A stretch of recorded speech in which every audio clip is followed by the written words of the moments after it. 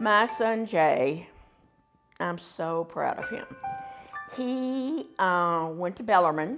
He's had to deal with his kidney issues since he was 14.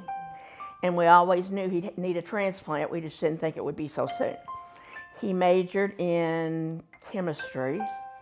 And then after he graduated from Bellarmine, he went out to Washington University in Seattle and was a TA. He was going to get his doctorate. And then he stayed for 2 years and got his master's and said that was enough, and he came home. So right now, and for several years, he has been, a forensic chemist with the state police in Frankfurt. And he drives to Louisville 3 or 4 nights a week and teaches chemistry at Bellarmine. And with all his illness that he's had and doctors and hospital, nobody knows how he does it. I mean, I couldn't be prouder of him. He just kept on going, kept on going, kept on going. And I really didn't think he'd ever get this next transplant. And he was really hard to match, and he did. He's been on dialysis for 6 years. He'd teach at Bellarmine, then go over to Audubon Hospital and get hooked up and spend the night, 3 nights a week at Audubon Hospital. And, you know, it hadn't been easy on any of them. But this is the first time that he's been free. You know, he's really free. He can go somewhere now. So that makes me happy.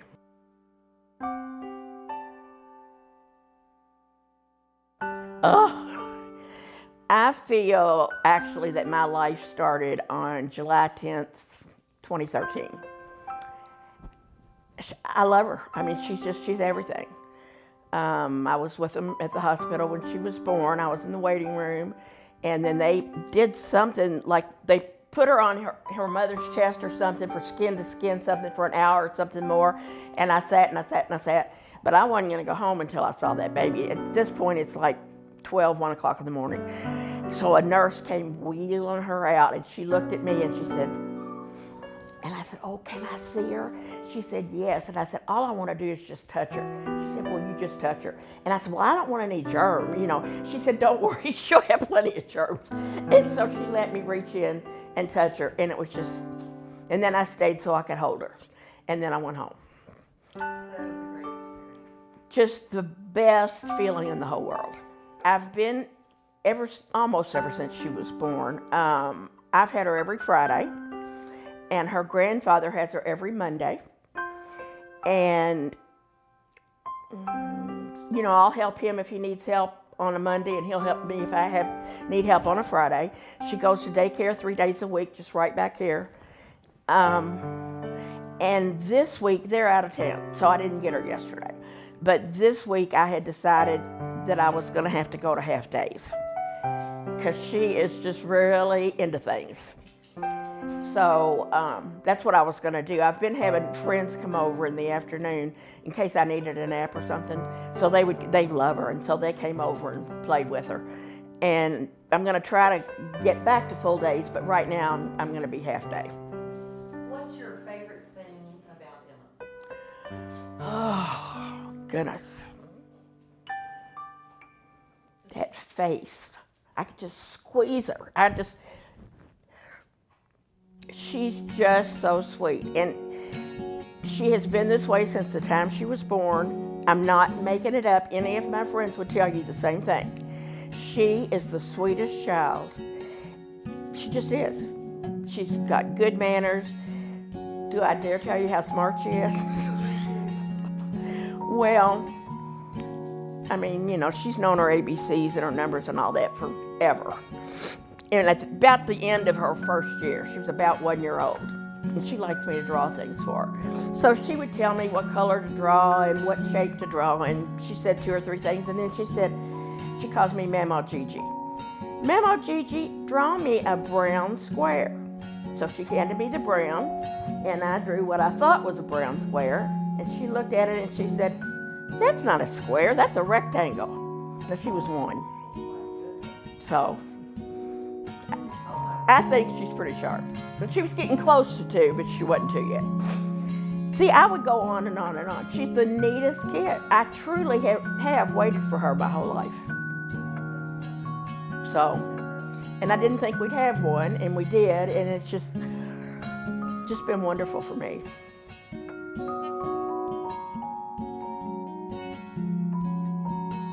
Me growing up. Well, I grew up on Jackson Avenue, right behind Poplar Level Road, over there kind of by the Kmart. There's a big white house that's still there. That's the only house left. That's where my grandparents lived, on Poplar Level Road. And then our house was behind it, and my brother lives there now. And my dad was a football coach, and my mother was a secretary, and my brother ended up being a football coach, and his son ended up in the NFL, and just sports all the time. Now, is that my favorite thing? No. But I went to I went to everybody's games, but I'd rather be sitting at a theater or something. But I did that, and just a regular childhood from the 50s and 60s. As a kid, I loved to play jacks. We played jacks on the front porch. And we would play with 20 of those big, thick ones, and a golf ball. I mean, it was pretty hard. We really got pretty good, so I loved to play jacks. Everybody in the neighborhood liked to play kick the can and hide and go seek. And I mean, it's so 50s and 60s. Just typical. Favorite song From the 60s. Ooh. Favorite song from the 60s. Well, see, I might surprise you because it might be a show tune. Okay, so I'm having to think about the 60s. What was on in the 60s? I think Camelot was on then. My Fair Lady. Can we come back to that? Oh. Yeah. Favorite, have you ever seen anything on Broadway? Yes. Many times.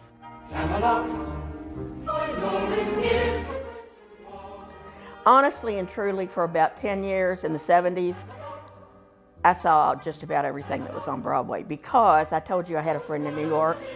Well, we met each other in Europe, actually. And I had gone on a tour by myself, and she had gone on one with somebody that she didn't really know. And we ended up hitting it off, so we became roommates. And, it's always come to the Derby, how you do when you go somewhere, and she came. And she was here for the 100th and the 101st, I think. And I would go up there because I went to New York all the time with my mom. And so I was there all the time. I can't really count how many times I was there.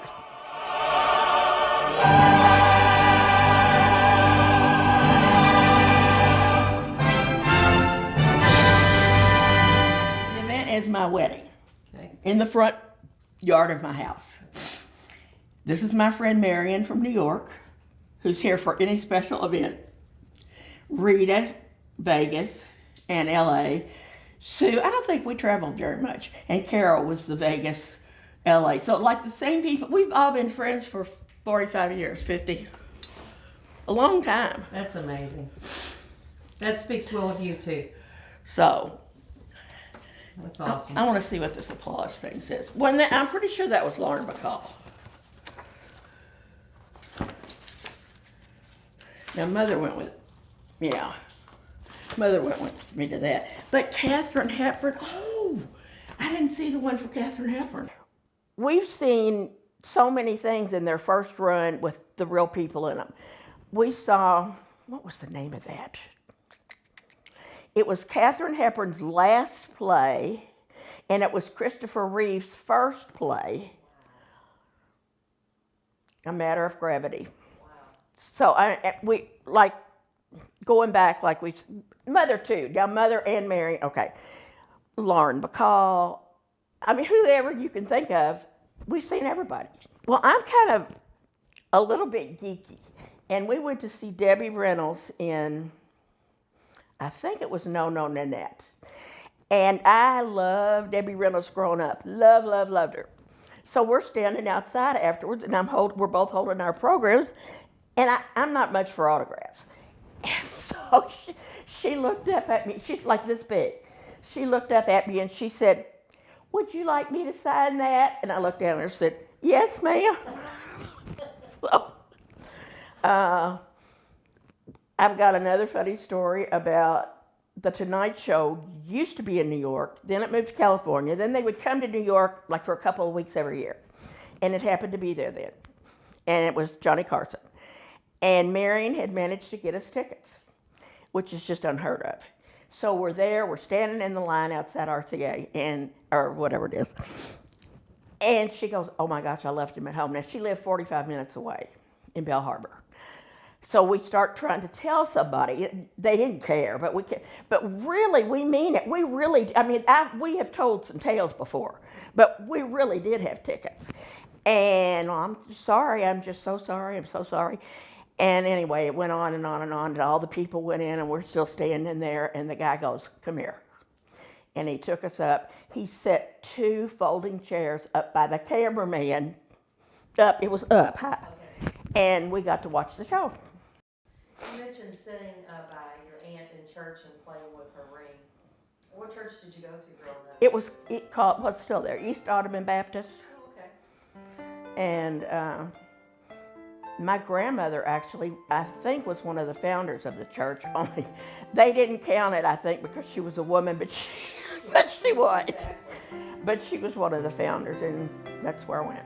And my Aunt Eva was just everything to me. She was, my mother worked, and Aunt Eva did too sometimes, but she was just so special to me. I can't even tell you how special she was. And we were the only 2 grandchildren, so we were pretty special too. And I was the one, I said it's right in our backyard, so I would stay over there lots of times. And my brother would have to have a babysitter because we didn't get along very well, and nobody wanted to keep us together. Now we're fine now. He's great now. But anyway, yes, I loved, it was our wedding engagement, and I don't know, after her husband died, she had it made into this, and I played with it. Can I ask you about your faith? About me, okay. Well, I think in the 5th or 6th grade when I accepted Jesus. It was a Billy Graham Crusade in Louisville. And he was here for a week, and my mother was in the big choir, had a huge choir.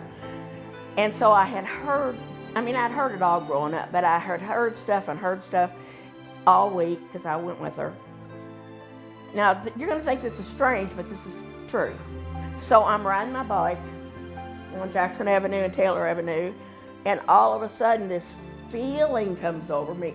There wasn't a voice didn't speak to me, but some kind of a feeling came over me that, oh my goodness, I'm gonna go down the aisle. And I did. And I did at church. I don't remember if I did it at the Billy Graham. I think I did both places. But it's as real to me now as it was then. And, I'm not sure my parents thought that I was as serious as I was, but I was. So.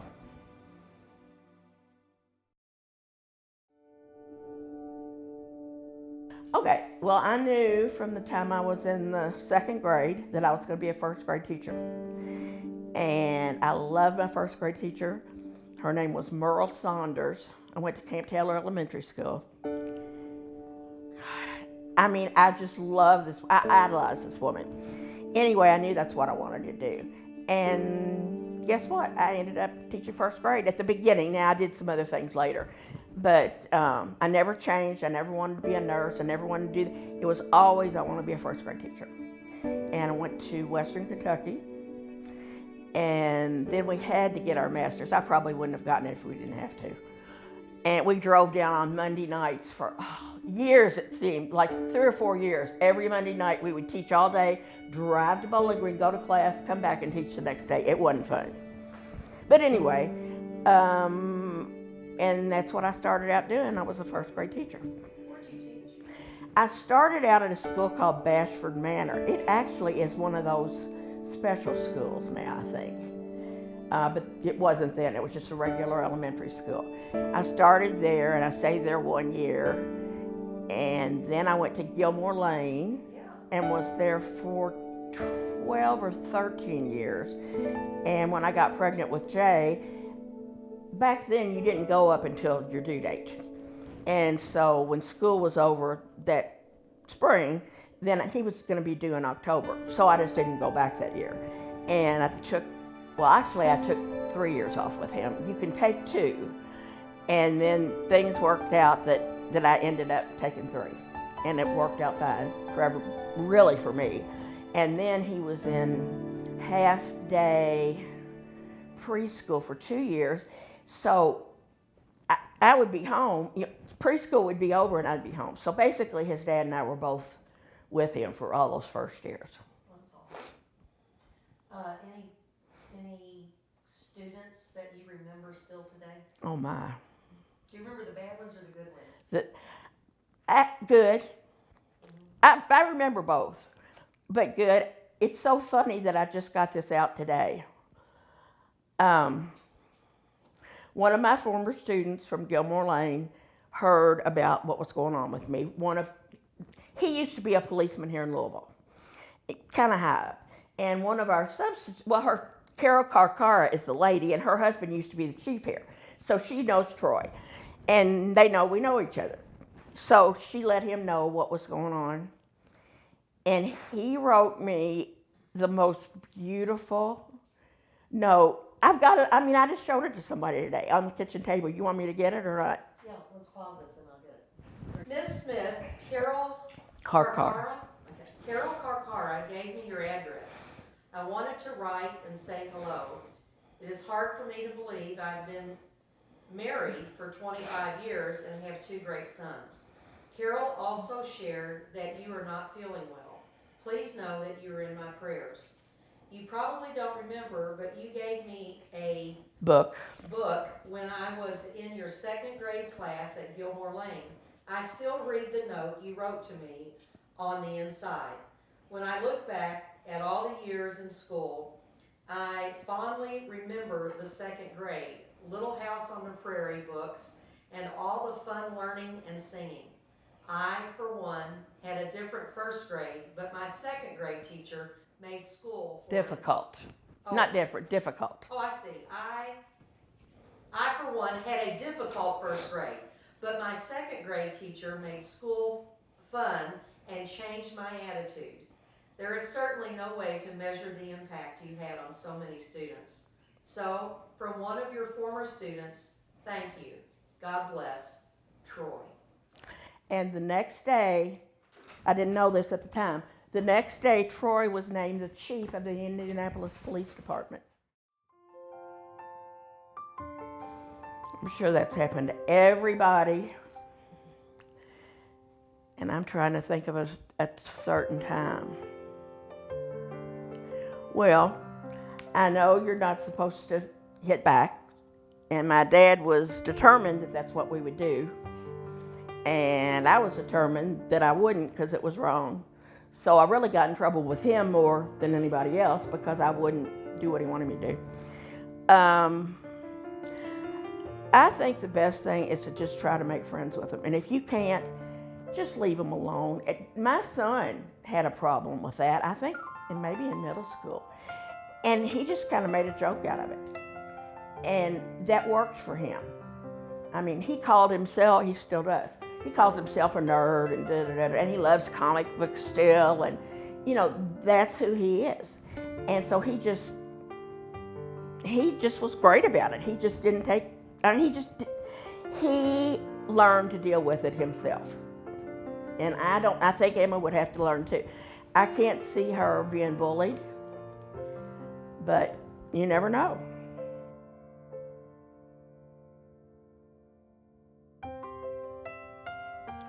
Well, I hope she stays just as sweet as she's always been.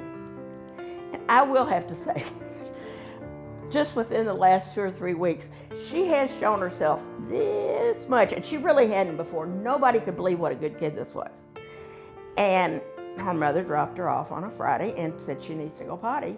And I said, okay. And I took her into the bathroom, and she wasn't going, and started hitting. And it's like, I didn't know what to do, because I had never encountered it before. What do you do? I mean, now I realize, oh, time out. But I was just like freaked out. And so I went in with her, and she went against her will. But she's got a real mind of her own. So, like I said about the bullying, I just can't see that happening. So, people with a mind of their own, would you say she's strong-willed? Yes. Oh, I just thought of something else. Should I? Yeah. This is the only time I know of. The only time they've told me that she got in trouble at her preschool was the teacher was telling them, pick up this and pick up that. It's time for da. So Emma would go. They wouldn't do it. So Emma went over. She said, pick up this, that. And they said, Emma, we'll handle it. It's not for you. We'll handle it. But she kept doing it. And so they had to put her in timeout because she was just a little bit bossy. So, and she's 2 now, so. So she probably is going to be a leader. Probably. What kind of leadership skills would you hope that she would develop? See, I told you I wasn't very good at this part. Well, what are some of the good leaders you've served under? Well, they have known what the program was. They have known how to develop it. They have known how to communicate it to other people.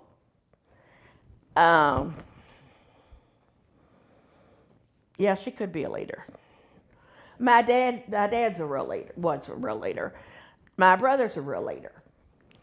And their kids, football kids, and we're talking for Daddy from the 50s.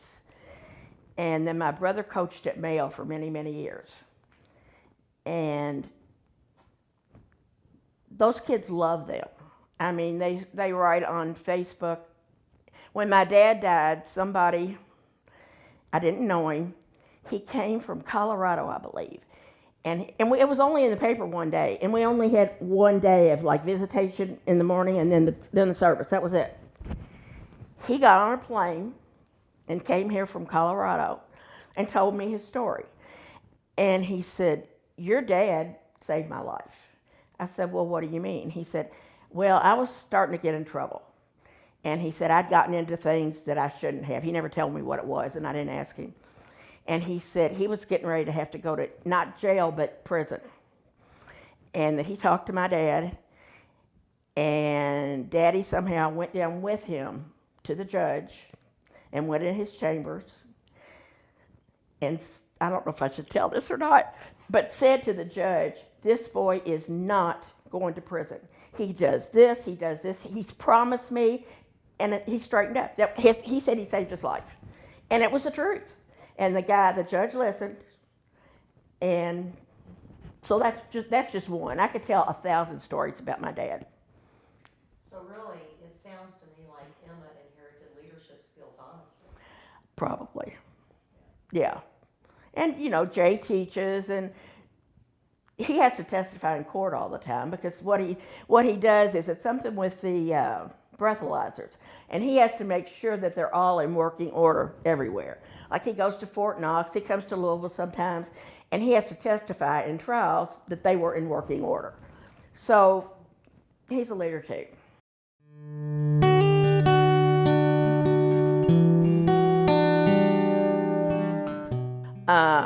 Somebody who has their head on straight, who just isn't after what he can get. I'd like him to be friends first. And, if she has a boyfriend, okay, she'll probably have 100 of them before she's finished. And I just like her to find a nice boy, a nice, solid boy. I don't care what he looks like, just a good guy.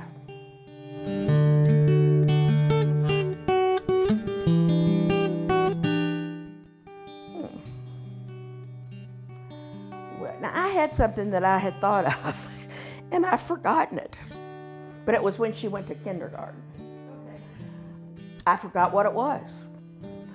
Anyway, I would tell her to try not to be too bossy to the other children, and to try to sit there, even though she probably knows a lot of the well, all of them. She knows the things that they're going to be working on. Go on and work on them anyway. And maybe if somebody next to her has a problem, if it's okay with the teacher, maybe she could help that person. But I don't want her to be overbearing. I really think we'll need to watch that. And because she'll go in and say, oh, well, I know that, and she does. So, I don't know, maybe, I don't know if it was a good thing or a bad thing doing all this stuff at home with her. But, well, we'll get her through preschool first, and then we'll see if she can make it through kindergarten without being the teacher, and then we'll see. She's just a delightful little girl. She really is. She's delightful. That's the best word I can think.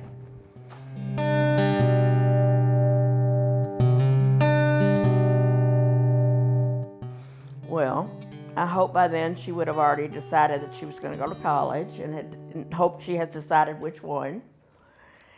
And I hope she doesn't settle for something close to her home. I hope she does something that she wants to do. And if she wants to, that's fine. But I hope she has a lot of experiences in college. And I would like to see her go somewhere where it's not all just books, but it's fun too. I want her to have that full college experience. Any qualifications on that full college experience? College really wasn't the greatest for me. It just wasn't. I really couldn't wait to get out. And I know this is going to sound terrible, but I could have taught my kids when I graduated from high school. I could have. And not that, not that I'm that smart, but it was just so redundant. And I went to Durrett, which is now Mayo. And we had the hardest teachers. Miss Ellison, who started the Brown School, and this one and that one and the other one. I mean, they were all really hard. So I kind of went to college my senior year. I think I had like 6 term papers to write, 30-something pages each. I mean, college was, it just kind of wasn't real challenging. So they prepped you well, I tell you what, this is what I've always said about myself. I always thought I was the dumbest one in the smart class. But yes, I was in all the smart classes, but I wasn't up there. We had a presidential scholar. I can't tell you the people we had.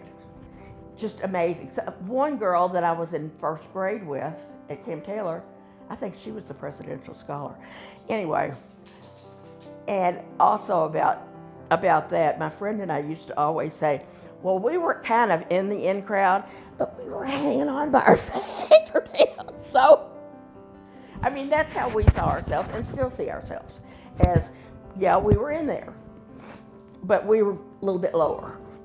So, and that's okay. I mean, we still had fun, but we weren't nearly as smart. Well, she might be, I'm not.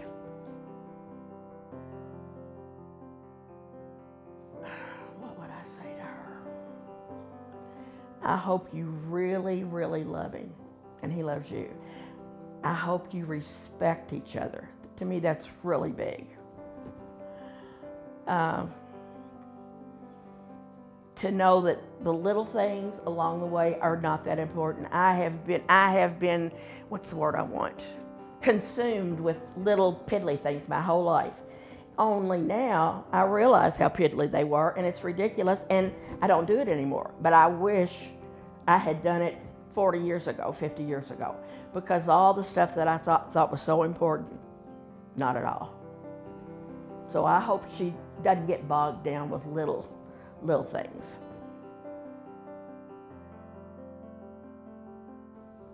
What are the most, well, I know I should say my faith, but I am currently not going to a church, but my faith is very important to me. You can have faith outside of church. Oh, I know. And, God and I are really good friends on this praying stuff. Okay, ask the question again. So what things are important to you? Okay, well, that. living a good life, being nice to people. Oh, that's what I wanted to tell her in kindergarten. Be nice, be kind. And if she's nice and kind, I don't think she'll have a whole lot of trouble. And I think that's just really important. Like I said, I've kind of bent a few rules here and there, but I've, nothing bad. And, if she's a little adventurous, that's okay. But be a good friend. Through all this that I'm going through, I always knew it. I have the best friends anybody could ever have, ever. There's a picture of them up there. And Marion came from New York. She came for my birthday. I don't have much of this, I should say, because my first date was April. So she had planned to come down in April and help me get through the worst. Well, I was fine in April, like I'm fine now, other than this stuff. And that's all from the chemo. The liver hadn't done anything. So she always likes to get together with my friends, and they all came over, and they kind of had a birthday party for me, and they wrote down some of the funny stories that had happened, some of the ones that I've told you, and there are others. It was just I just had the nicest friends. Like, they would do anything, if I needed them to. Now, my brother has just really stepped up. Do you need to go? He has taken me to every single doctor's appointment. He insisted we go to Houston, to MD Anderson, to get a second opinion, which we did, and it was exactly the same as the first one. But I really went because of him, because he so wanted to do that. And he and I really haven't been that close our whole lives, but it's the strangest thing. After our parents died, and that's before any of this with me, we started getting close. We started to know one another. And we talked more on the plane, going out there and coming back, probably than we had in our whole lives, and that's no exaggeration. And, he kept saying, we're not that different, and I guess we're not. And anyway, where was it? Okay, so we went to MD Anderson. He's done all that. He takes me to all that stuff. I have a friend who was really just a school friend. And, I really liked her, but we didn't do much together. She has come to every chemo session. She lives way out almost at the county line on Shelbyville Road. And she comes and relieves Bobby, because there's no need for either one of them to stay there. And she stays until I'm done. And at first, it was like 4 and 5 hours because of the one they were giving me. Now, that's the one that gave me all the trouble. But now it's down to about an hour or so. But they go to the grocery for me. They take my garbage out for me. I'm trying to think. Anything you can think of about your house, my friends are doing it. And so I think it was last week I finally decided they've been so good to me. I need to give them a break. So I hired this lady who I know. And she helped with Mother and Daddy when they were still at home. And so she comes over. Thank goodness she doesn't have to do much now. But she'll bend over. She'll bend over and pick up the dog poop, because I can't do it. And anything on the floor, she'll get. If I want her to cook something, she'll do that. She'll do anything. So I'm trying to give my friends a break for a little while, because you've just never seen the like of how much they care. Somebody asked me what I thought I was good at. And my answer was, I thought I was a good friend. And I guess I am. Because I guess I am. Because they have and cards and stuff, they've just been wonderful. One had cancer, and a friend of hers did this for her. This is a friend of mine from high school. She gives me foot massages, because that girl did for her. And she said it really helped. Who's going to do that? I'm not going to do that. Oh, I don't think I would. I guess I would now. But I wouldn't have to start with. I wish I could think of all the things they've done, but I can't. But they've just been super. So the things that are important to you are your faith, kindness, anything else? My family, of course. That probably should have been second.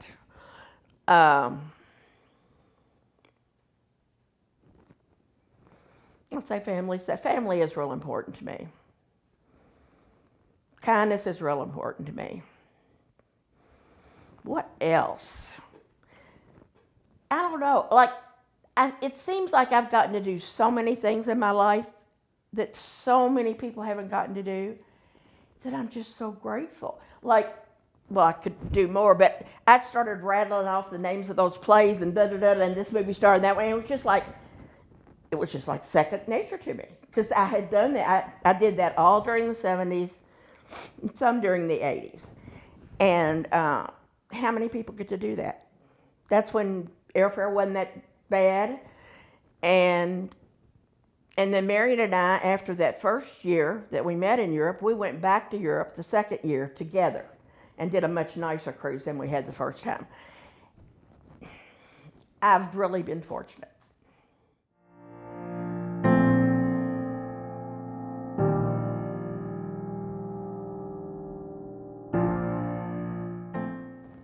If my brother were sitting here, or my friends, they think that I have the most wonderful attitude. I can't really say that about myself, but they kind of can't believe it.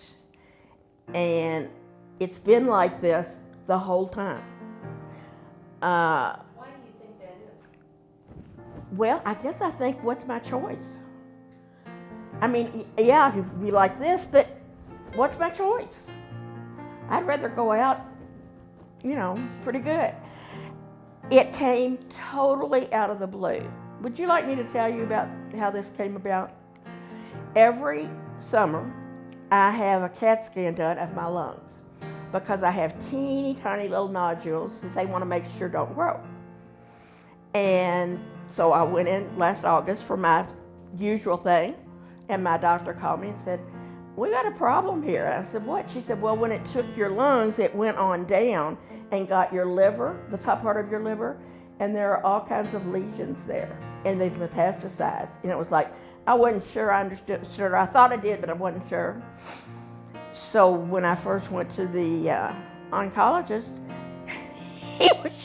he was very blunt. My sister-in-law was there, my brother, and myself, and him, and the doctor. And he said something about, "Well, now this is not curative." And my brother said, "Well, is there remission?" And he said, "No." I guess maybe that's how they have to be. I'm the one who asked him. I kind of pushed him into it, because I wanted to know, are we talking about a week or a year? What are we talking about? Because I've got stuff I have to do. And he didn't want to tell me, but that's what he ended up telling me. My sister-in-law was just crying, just boo-hooing. And so the doctor says, "Well, now you're going to need to go out and make another appointment." She says, "I'll do it." And she went running out. And my brother was sitting next to me, and he had a big tear running down his face. And I didn't. And I kind of haven't yet. And it'll be good if I do. I think I finally cried the other day, but I don't think it was about this. I don't cry much. So it came totally out of the blue. It was an accident that was even found. If I hadn't done that last year, we still wouldn't know it, because I'm not having any symptoms like that. All my symptoms are from the chemo. So I don't know how long, I don't know how long it's going to take for it to start acting up. I hope a long time. But it's a total accident that we even knew it. It was nothing that was planned. I never in a million years thought I would get cancer. I figured I'd go by a heart attack or stroke. We all go. Cancer never entered my mind, ever. I've been really lucky.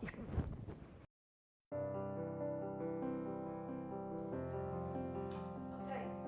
Are we done? What would you like to say that we haven't said, or I haven't asked?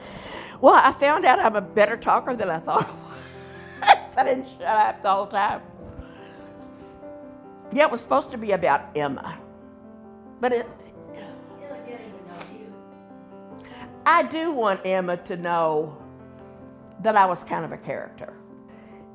And I would like her to know that, that we've done some fun things. And I hope she gets to do them too. That's it.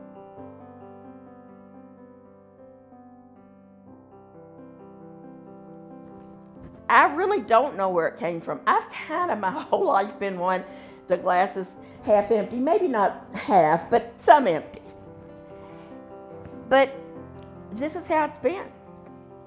And I mean, who else can I give credit to this but God? I mean, I'm serious. It's not me. Because I'm not normally, well, I'm normally gregarious, but I'm not normally, I don't even know what I want to say. He has given me, I guess, the strength. And, you know, whatever happens, it's His will be done, and that's how I feel about it. You know, there's not a thing I can do about it other than what I'm doing. So it's out of my hands, and it's kind of nice not to have that hanging over my head like, well, do this, do this. I've done everything there is to do.